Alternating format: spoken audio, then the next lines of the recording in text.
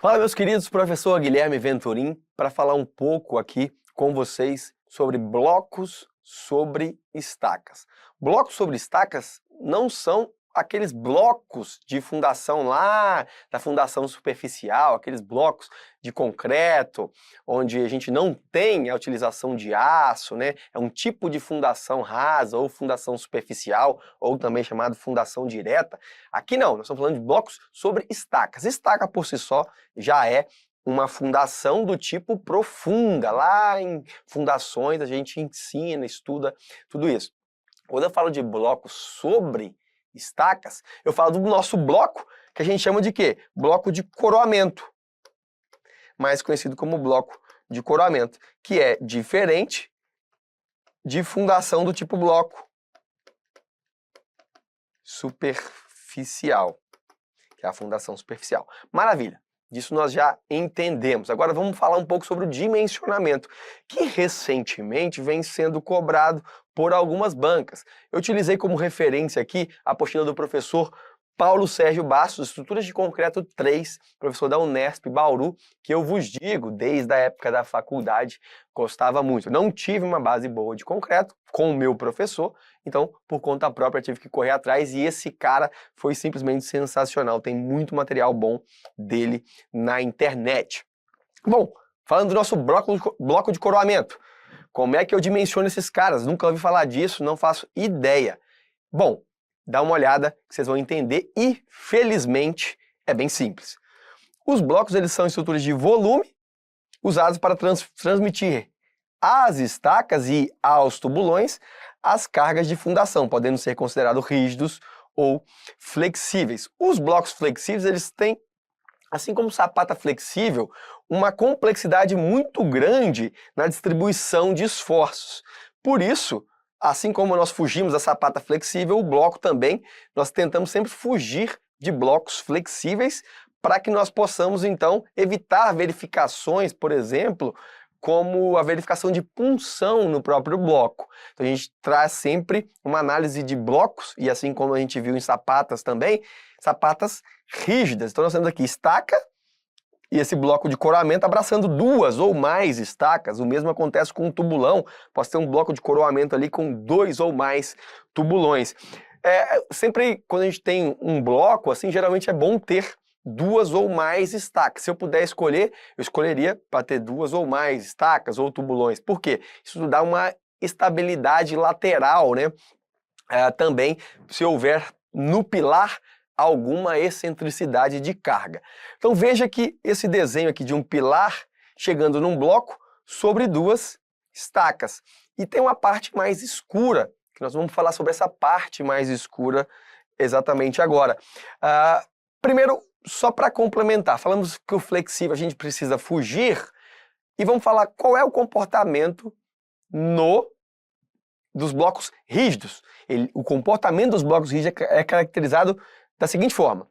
Basicamente, ele trabalha a flexão nas 2 direções, mas contrações essencialmente concentradas nas linhas sobre estacas. Então aqui a gente tem uma estaca, tem uma outra estaca, e aqui a gente tem linhas sobre as estacas com faixas de largura ali de 1,2 vezes o diâmetro dessas próprias estacas. Então ali é que se concentra a maior porção de tensões, digamos assim, né?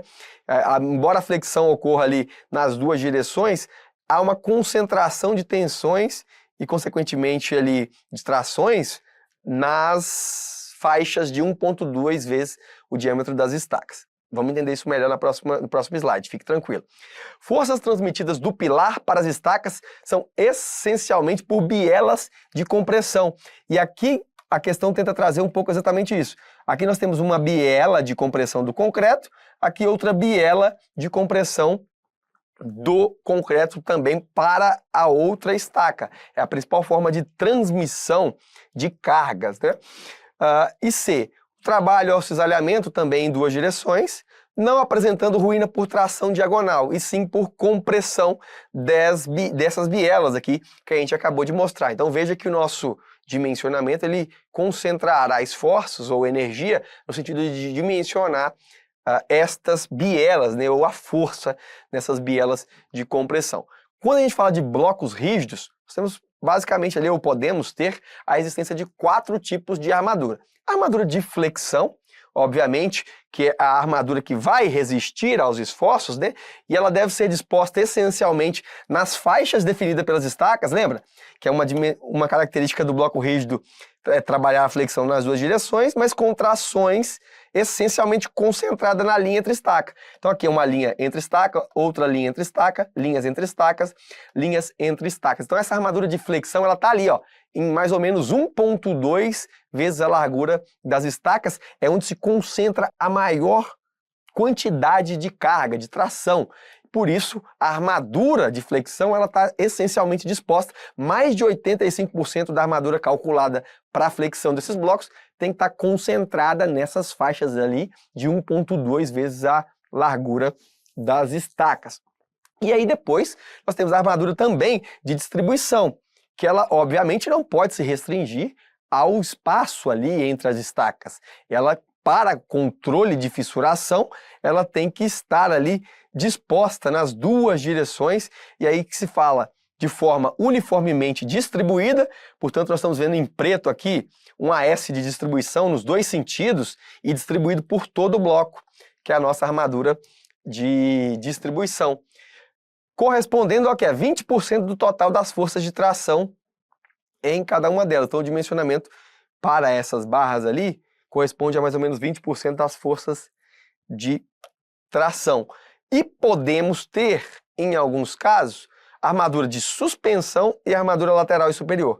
No caso da armadura de suspensão, se a gente tiver uma armadura de distribuição para mais de 25% dos esforços totais, ou se o espaçamento entre as estacas for maior do que 3 vezes o diâmetro da estaca, ou seja, espaçamento muito grande entre as estacas, deve ser prevista uma armadura de suspensão para a parcela de carga que deve ser equilibrada ou a ser equilibrada. E a armadura lateral ou superior, em blocos com 2 ou mais estacas, em uma linha única, é obrigatória a colocação de armaduras laterais e de armadura superior. Então são elementos de volume esses blocos, e eles podem ter aí, em função da configuração, diversos tipos de armaduras. Não só armadura de flexão e distribuição, como também suspensão e armadura lateral e superior. Para o cálculo, que é o que nos interessa na resolução dessas questões, vamos mostrar aqui o principal método de cálculo dessas bielas. Podemos utilizar métodos tridimensionais, lineares ou não lineares, né? Modulações complexas, ou podemos utilizar o modelo de bielas e tirantes tridimensionais. Neste modelo, como a gente já viu, nós temos bielas que representam o concreto comprimido, e nós vamos ter uma espécie de tirante que representa as armaduras tracionadas. Veja que neste modelo de bielas e tirantes de Blevott, digamos assim, ele vai admitir uma treliça como o modelo resistente dentro do bloco. Essa treliça ela pode ser espacial, se eu tiver 3 ou mais estacas, né? Porque eu não tenho uma planicidade, não tenho um plano para ser analisado, e sim aí eu vou ter uma treliça espacial, ou plana, quando eu tiver bloco sobre 2 estacas. Quando a gente tiver bloco sobre 2 estacas, fica bem simples, ó. A gente vai dimensionar como se fosse uma treliça, o equilíbrio ali de uma treliça plana, como nós já fazemos na resistência dos materiais, na análise estrutural. Existem 2 pressupostos aqui básicos para esse método. Bom, as forças atuantes nas barras comprimidas da treliça são resistidas pelo concreto, por isso esse RC, já sabemos. Forças atuantes na barra tracionada da treliça, né, fictícia, são resistidas pelo aço, ou, no caso, pela armadura, e esse método é recomendado quando o carregamento é quase centrado, ou seja, um carregamento centrado ou quase centrado, e as estacas estiverem igualmente espaçadas, porque eu vou sempre considerar aqui que há uma harmonia na distribuição dos esforços para cada uma das estacas. Para isso, temos que ter aí estacas igualmente espaçadas do centro do pilar. E aí, olha só, quando a gente tem sobre 2 estacas um bloco, fica fácil montar o polígono de forças. E esse polígono de forças vai facilitar a determinação do nosso esforço na biela de tração e na biela de compressão. Olha só, temos o pilar aqui que recebe uma força N de compressão. Eu divido essa força em dois trechos e fica N sobre 2 para a biela da esquerda, N sobre 2 para a biela da direita. Então, na verdade, é como se houvessem dois pilares. Este pilar aqui tem uma largura de AP sobre 2 e o outro AP sobre 2. Como eu estou no meio dele, eu estou a uma distância de AP sobre 4, que é a distância de 1/4 da largura do pilar.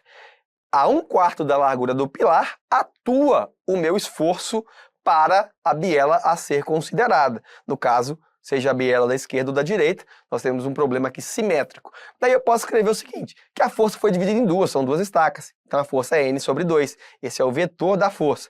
Eu tenho aqui, nesta inclinação alfa, a minha biela de compressão, RC. E tenho na horizontal a minha biela de tração com esforço RS. Daí então é possível tirar a seguinte conclusão. Se tangente de alfa é N sobre 2 dividido por RS, N sobre 2 é o próprio D dividido por quem? Por E sobre 2 menos 4AP. E sobre 2 é isso aqui tudo. Mas eu tenho que descontar este trechinho aqui, que é AP sobre 4. Então, E sobre 2 menos AP sobre 4 é o meu RS, né? É uma analogia aqui, montando assim, né, analogia de triângulos, semelhança de triângulos. Portanto, RC, N sobre 8, 2E menos AP dividido por D. Esta é a resultante do aço. E no concreto, ora, seno de alfa é N sobre 2 dividido por RC. Então, RC ficou muito mais fácil, é N sobre 2 dividido por seno deste ângulo. Lembrando que as bielas comprimidas de concreto não apresentam risco de ruptura por punção, desde que o ângulo fique entre 40 a 55. Se esse ângulo alfa aqui fica entre 40 a 55, significa que eu tenho uma peça mais robusta, né? Um bloco de coroamento mais alto, robusto, e que ele trabalha essencialmente como um bloco rígido, para que ele não seja flexível e não sofra problemas de puncionamento. Tá bom, parece fácil, depois pareceu difícil. Na prática eu quero ver como é que isso funciona. Vamos ver como funciona em uma questão da VUNESP. O bloco de fundação do concreto armado de duas estacas, representado na figura a seguir, está submetido a uma carga concentrada de 520 kN. Para o dimensionamento desse bloco, a força de compressão nas bielas é igual a... Vamos lá. Olha o desenho aqui. O que eu posso concluir? Primeiro, que o 520 vai ser N sobre 2 aqui, N sobre 2 aqui. Ele quer saber na biela de compressão, né? Então eu tenho aqui a força no concreto e aqui no aço. Posso montar aquele nosso polígono. Tenho as dimensões de altura, tenho as dimensões aqui entre a força e o apoio.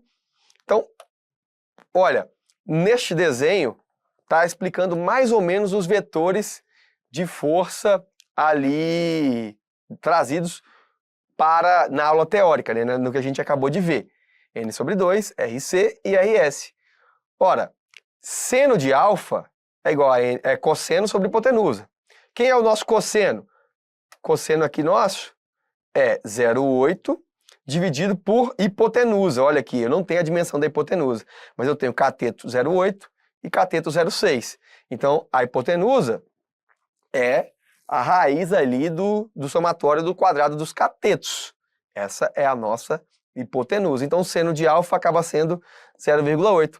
Só que seno de alfa é também igual a N sobre 2 dividido por RC. Então, RC é N sobre 2 dividido por seno de alfa. Ora, se eu já tenho o meu 520, que é o meu RC, dividido por 2 e dividido por seno de alfa, significa que a resultante de esforços em cada uma das bielas de compressão de concreto é de 325 kN. Então, cada uma dessas bielas recebe um esforço de 325 kN, gabarito letra E. Então, na biela, não é metade de 520, preste atenção. Metade de 520 é cada uma das componentes que vai para essas bielas. As bielas estão inclinadas e, em função da geometria do problema, cada biela tem uma força de compressão, a biela de compressão, né, de 325 kN. E elas estão aqui representadas por esses trechos que são as bielas de compressão do concreto. Maravilha! Vamos ver uma outra questão agora. Um pilar de uma edificação transmite uma carga de 1.100 kN para o solo, através de um bloco de fundação de concreto armado, apoiado sobre duas estacas, conforme apresentado na figura. Com base na figura acima, no caso a figura abaixo, assinale a alternativa que apresenta a intensidade das forças de compressão e de tração que devem ser absorvidas pelo bloco de fundações.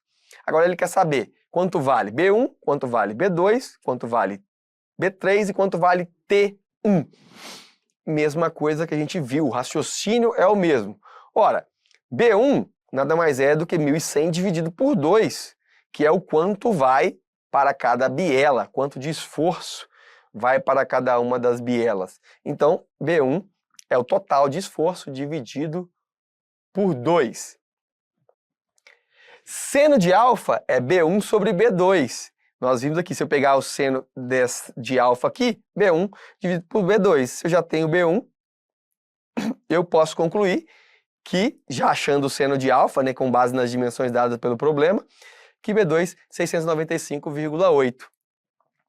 E por último, tangente de alfa, B1 sobre T1, chegando à conclusão que T1, que é o esforço de tração, vale 426,2. Veja, são problemas que provavelmente você não vê costumeiramente em concursos, mas, recentemente, principalmente a Banca Vunesp, vem cobrando esses dimensionamentos. Aqui eu fiz o equilíbrio, né, o polígono de equilíbrio aqui de forças.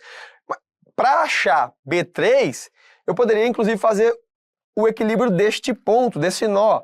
Veja, B2 entra no nó porque B2 é uma força de compressão. T1 sai do nó porque T1 é uma força de tração. E fica aqui B3 para eu descobrir qual é o valor de B3. Parece implícito pelo conjunto do problema que B1 tem que ser igual a B3 e B1 aqui tem que ser igual a B3 também.